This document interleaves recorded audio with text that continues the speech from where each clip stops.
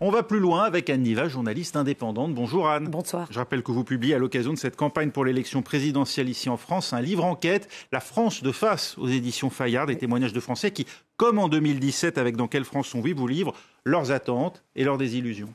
Absolument. Vous avez tout dit. Voilà. Il faut le lire. Il faut le lire maintenant. Face à vous, James André de la rédaction de France 24. Bonjour James. Bonsoir. Le compte à rebours semble bel et bien enclenché au Mali. Cette fois, le divorce est consommé entre Paris et Bamako. La junte malienne renvoie l'ambassadeur de France. Il a 3 jours pour quitter le pays. La semaine dernière, c'était Jean-Yves Le Drian qui qualifiait d'illégitime et d'irresponsable le pouvoir malien pour avoir exigé le départ du contingent danois de la task force européenne Takuba. Écoutez. Maintenant, la junte, depuis hier, remet en cause, sur des allégations infondées, le déploiement des forces danoises. Un nouveau signe de fuite en avant. Je voudrais dire ici, avec beaucoup de force, que cette junte est illégitime et qu'elle prend des mesures irresponsables. Ce sont des propos empreints de mépris, ce sont des propos que je condamne, qui sont inacceptables. Et je crois que les insultes ne sont pas une preuve de grandeur. Nous sommes disposés à discuter avec la France ou d'autres sur des questions de substance. Il ne s'agit pas de questions irresponsables. Ce que nous essayons de faire, c'est de défendre les intérêts de notre pays. Voilà, et puis également, Florence Parly, ministre des Armées, appelée à se taire par les officiels maliens. Ça commence à faire beaucoup. Dans ces conditions, Anne, la France peut-elle encore rester au Mali ? Là, on a du mal à penser que ça soit possible, parce qu'on entend quand même rarement ce genre d'échange en on, c'est-à-dire officiellement. C'est très fort, c'est très rare. Mais il faut essayer de se... Pourquoi nous sommes au Mali, nous, la France ? Nous sommes au Mali parce que nous avons décidé de combattre le terrorisme. Mais finalement, à quel prix ? Là, je crois que les autorités françaises sont en train de se le demander. Florence Parly en a parlé elle-même. Doit-on rester à tout prix ? Le prix, là, il commence à être assez élevé parce que c'est l'ère du soupçon. Les Danois, on va en parler, sont obligés de partir. Mais quand les Maliens disent officiellement, est-ce qu'ils ne viennent pas pour préparer quelque chose contre notre pays ? On peut se dire que ce qui était censé être le but est compris par les deux parties, aujourd'hui n'est plus compris. Le soupçon du néocolonialisme, en fait, s'est invité dans cette intervention française au Mali. Il est temps de partir, James André. Écoutez, c'est difficile à dire, parce qu'il faut se souvenir que d'abord, l'opération Barkhane, c'est quelque chose de très gros et de très complexe et qui dépasse les frontières du Mali. Le problème du Mali, c'est la base notamment de Gao, qui est une énorme base logistique, et le hub, qui est une ville. C'est monstrueux. Prise pour cible, il y a 8 jours. Alors, prise pour cible, il y a 8 jours. Alors, j'étais sur place au Mali, d'ailleurs, avec une équipe. Il y a eu le mort d'un soldat. D'ailleurs, juste pour revenir sur le dossier des rapports franco-maliens, c'est la première fois que le gouvernement malien n'a pas émis de communiqué, n'a pas réagi à la mort d'un soldat français sur ce théâtre. Il faut se souvenir que c'est le 53e à tomber depuis 2013 dans les opérations Serval, puis Barkhane.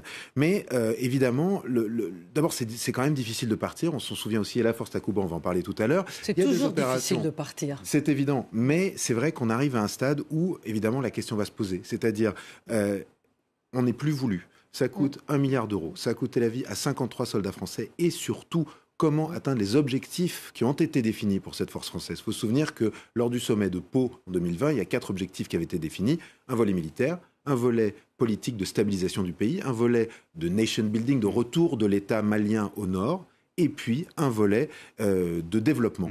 Eh bien, ces 3 derniers volets dont je viens de parler, ils sont impossibles dans les conditions actuelles. Donc, à un moment donné, la France pourrait se dire, écoutez, on ne va pas y arriver juste avec l'armée, donc il va falloir se retirer. La question est de savoir comment le faire sans avoir l'air d'abandonner le Mali. C'est compliqué. S'en aller, c'est faire le jeu de la Russie aujourd'hui, Anne Niva. De facto, oui, même si ce n'est pas le but. Mais il y a déjà, depuis des mois, on en parle beaucoup, une présence militaire qui a l'air d'être russe, sans le dire, qui se trouve sur place et dans d'autres pays en Afrique. Donc, et bien sûr, la Russie a toujours profité du fait que d'autres partent. Donc ça fait partie de la diplomatie russe aujourd'hui, du soft power qui devient un power militaire sans le dire finalement, avec les forces Wagner, bien sûr. Donc la propagande russe, ça fait partie maintenant de la propagande russe, projette cette puissance, cette image de puissance qui est celle justement d'être là sans vraiment que cela soit reconnu. Et aujourd'hui, on arrive au piège qui est celui qu'on est en train de décrire ce soir. Parce que pour dire qu'il faut que l'ambassadeur s'en aille, c'est véritablement un piège. James, les paramilitaires comme le groupe Wagner et les conseillers techniques russes, parce qu'ils sont aussi présents, peuvent-ils réussir là où la France a, semble-t-il, échoué face à ces groupes djihadistes ? Alors écoutez, c'est très difficile à dire, mais en tout cas, c'est ce que pensent les Maliens. C'est-à-dire que pendant une semaine sur place, j'ai pu parler à beaucoup de personnes maliennes, et notamment des gens qui sont dans l'appareil sécuritaire, qui vous disent « mais oui, mais bien sûr, ils ne s'embarrassent pas de droits de l'homme. Pour eux, ça va être très simple, ils vont arriver, ils vont faire le ménage en 6 mois, vous allez voir ce que vous allez voir ». Or, je pense que c'est un calcul qui est faux, c'est-à-dire que vous avez quand même plusieurs composantes, évidemment, dans ce djihadisme sahélien.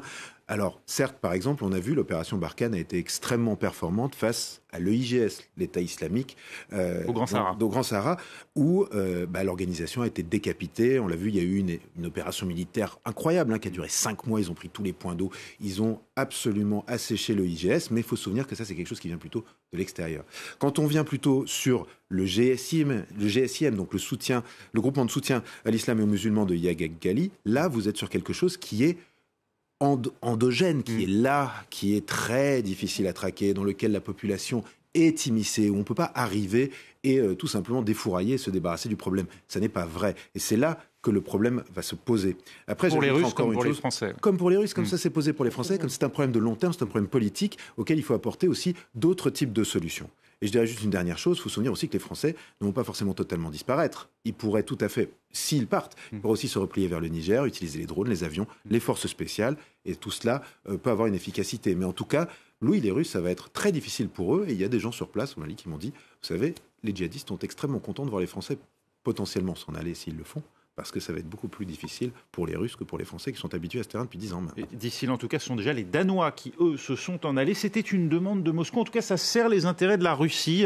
Anne Niva, ce départ des Danois. Ils étaient dans le collimateur de Moscou. On peut imaginer que c'est une demande du Kremlin. Je ne sais pas véritablement si ça sert les Russes. Je pense que c'est... On pense à l'Ukraine, évidemment. Indirectement, bien sûr, j'allais parler de l'Ukraine, puisque en Ukraine, évidemment, les Danois posaient un problème aux Russes. Et ils le posent tout le temps. Donc, mais je crois que le problème du contingent danois est plus compliqué que ça. C'est le problème de l'amalgame, finalement, entre aide humanitaire et aide militaire. Puisque les Maliens le disent, la junte l'a dit, a souligné, a remercié les Danois pour leur aide humanitaire, leur aide au développement, qui est énorme en termes financiers. Et en fait, quand on va sur place, moi je l'ai beaucoup vu en Afghanistan, et tout le monde joue là-dessus aujourd'hui, il y a un amalgame aujourd'hui entre l'humanitaire et le militaire. Et là, la junte joue sur les deux tableaux, finalement. James Andris, ça mine la force Takuba, le départ de ces Danois. D'autres Européens vont du coup faire défection. Alors oui, ça la mine bien sûr, et ça la mine parce que d'abord, ça a été une force qui a été difficile à mettre sur pied. C'est une force qui a été voulue par la France, qui est commandée d'ailleurs par la France et qui a été voulue par l'Élysée, puisque c'était, on va dire, le véritable laboratoire d'une Euroforce, d'une Europe de la défense, sur un théâtre extérieur qui se travaillerait ensemble, etc. Donc ça, évidemment, c'est mauvais. Par ailleurs, il faut savoir qu'il y a 3 autres pays qui sont sur la sellette, entre guillemets. Il y a le Portugal, la Hongrie et la Pologne, qui attendent, on va dire, un accord bilatéral avec le Mali. Donc c'est très compliqué. Donc, oui, parce qu'il y a cette obligation. Les plans de la France, mais je pense aussi qu'il faut se souvenir que dans ce dossier malien, il y a une autre chose, c'est qu'il y a quand même une fuite en avant de la junte, qui se trouve dans une situation où, elle est sous sanction, elle sait qu'elle va tomber en panne de cash très bientôt, d'ici quelques mois, si la situation ne change pas, parce qu'aujourd'hui, elle ne peut pas se financer sur le marché ouest-africain. Elle sait aussi que colonel putschiste, ce n'est pas un métier toute l'expérience récente le prouve, ils ont tendance à finir s'ils lâchent le pouvoir en prison. Donc, est-ce qu'ils ne sont pas aussi dans une logique, je pense qu'il n'y a pas forcément un vrai calcul de résister, de jouer ce match du panafricanisme et du nationalisme. Oui, mais de l'autre côté, c'est aussi une fierté du président Macron, justement, de montrer que cette Europe de la défense existe. Et là, on est finalement un peu faiblement dans de beaux draps pour savoir si elle existe véritablement. Alors que c'est une priorité du quinquennat. D'où la nécessité d'afficher une solidarité avec les Danois. Oui, mais il faudrait plus que l'afficher. Les États-Unis viennent d'appeler leurs alliés à rapatrier d'urgence leurs ressortissants djihadistes détenus dans le nord-est de la Syrie. Une déclaration qui intervient après une semaine de siège de la prison d'Assaké, où le groupe État islamique a réussi à provoquer une mutinerie. Anne Niva, il n'y avait pas de détenus français dans cette prison, mais est-ce le signal du destin peut-être qu'il faut maintenant songer sérieusement à rapatrier ces Français qui ont combattu dans les rangs du groupe État islamique? Mais je crois qu'on n'avait pas besoin de ça pour se rendre compte qu'il faut rapatrier. En tout cas, c'est une question qui divise beaucoup de monde et l'État français ne rapatrie pas. Ça c'est quand même la grande information. Il ne faut pas croire qu'on rapatrie. C'est une question qui a été tranchée pour le moment et on n'en débat plus du tout. Il faudrait peut-être que ça va aider à la faire revenir dans le débat, mais on ne rapatrie pas. Et pour preuve, il y a eu à l'automne dernier, en septembre 21, la France a défendu ce refus devant la Cour européenne des droits de l'homme de rapatrier. Mais ça, c'était avec des femmes de djihadistes et des enfants de djihadistes. Mais c'est très important parce qu'on a dans un autre camp des dizaines de milliers de femmes et d'enfants, et les enfants sont victimes de la guerre, et l'État français dit qu'il faut les rapatrier, mais séparer des mamans, finalement, donc au cas par cas. Donc, il est grand temps de se poser la question, et personne ne se la pose. Et pendant que personne ne se la pose, eh bien, les djihadistes font ce qu'ils veulent. C'est le chaos dans le nord-est de la Syrie, ça l'a été depuis longtemps, et ça le reste. Ça, c'est quand même la grande information, c'est que ça, le reste, les djihadistes sont encore capables de mener ce genre de libération, de provoquer des mutineries, etc. Même si on n'a pas complètement d'informations sur le terrain, il y a des chiffres qui ne sont pas tout à fait les mêmes, mais ça montre quand même une instabilité énorme sur le terrain. Cet assaut, il était prévisible, James, il témoigne en tout cas du retour de Daesh au premier plan. Alors, Daesh a communiqué en disant qu'il s'agissait simplement d'une opération de libération de prison. Ce que je pense...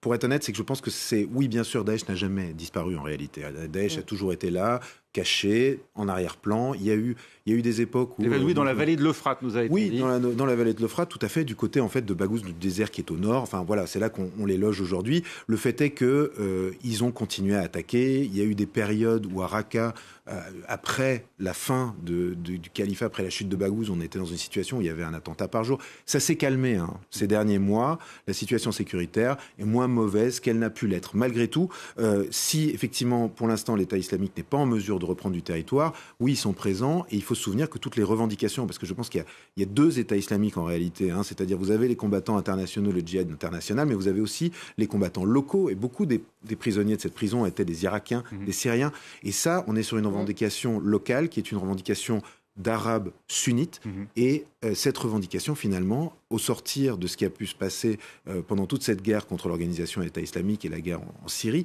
elle est intacte, c'est-à-dire que ces gens-là sont toujours quelque part mis au banc, ils sont dans une situation aujourd'hui où leurs villes ont été détruites, et il faut se souvenir qu'il y a une véritable animosité à la fois culturelle et réelle sur le terrain entre les Kurdes et les Arabes sunnites de cette zone qui se détestent cordialement. Il y a des problèmes notamment à cause de la conscription, des problèmes liés à la manière... Ils sont vus comme des envahisseurs en réalité, comme des occupants dans des villes comme Raqqa, Tabqa, dans Baghouz, etc. C'est pas la population naturelle de ces zones. Donc évidemment, il y a une tension, c'est compliqué. Et évidemment, il peut rejaillir. C'est le trou noir. On est dans un endroit géopolitiquement où c'est le trou noir, puisque ce sont des autorités kurdes qui sont finalement non reconnues internationalement. Il n'y a pas d'État kurde. Et de l'autre côté, on a un régime syrien avec lequel la France a rompu les relations diplomatiques depuis 2012. Donc, il peut s'y passer absolument tout ce qu'on veut. C'est une espèce de Guantanamo bis géant. Et c'est ça que j'aimerais que nos téléspectatrices et téléspectateurs comprennent. C'est-à-dire qu'il n'y a pas de loi qui est respectée dans ces endroits-là. Donc, du coup, grâce, j'allais dire, à cette attaque, on se rend compte que rien n'est réglé sur place. Mais non, rien n'est réglé sur place. Et pour le moment, nos autorités n'ont pas la solution du tout. Et ça, c'est dramatique. Et on en restera là. Merci Anne pour ce mot de la fin qui, à défaut en tout cas d'être enthousiasmant, nous place face à la gravité des enjeux du monde. Merci d'avoir été avec nous. Merci également à James André. C'était On va plus loin. Place à présent au focus. Le boom démographique est terminé en Inde. Pour la première fois, l'indice de fécondité est tombé sous le seuil de remplacement, de renouvellement de la population.